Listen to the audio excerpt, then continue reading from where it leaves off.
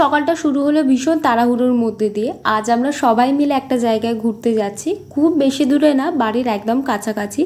তাই সকালবেলা উঠে সাজুগুজু করে সুন্দরভাবে রেডি হয়ে গ্রামের এই শান্ত নিরিবিলি পরিবেশটাই আমার বেশি ভালো লাগে। দুদিকে জঙ্গল আর মাঝের এই আঁকাবাঁকা পথ পেরিয়ে আমরা কিন্তু চলে এসেছি আমাদের গন্তব্যের খুবই কাছে। সে তো বুঝতেই পারছিলাম না এটা মন্দির নাকি বিয়ে বাড়ি হচ্ছে।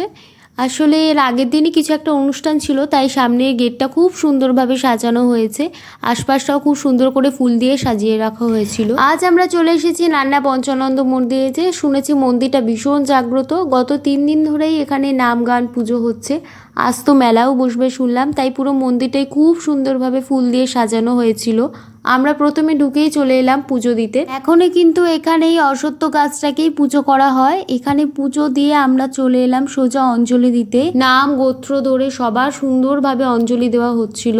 তারপর মন্দিরটা একটু ঘুরে দেখছিলাম। মন্দিরের পিছন দিকে আছে একটা বিশাল বড় অশ্বত্থ গাছ, যেটা পুরো মন্দিরটাকেই ছায়া দিচ্ছে।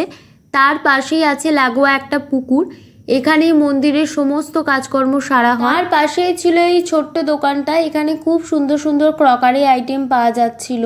এই পুরো জায়গাটা জুড়েই বিকেলবেলা মেলা বসবে। মন্দির থেকে বেরিয়েই দেখলাম তার পাশে আছে একটা খুব সুন্দর রাধাকৃষ্ণের মন্দির। চলো আজ এইটুকুই। রাধে রাধে।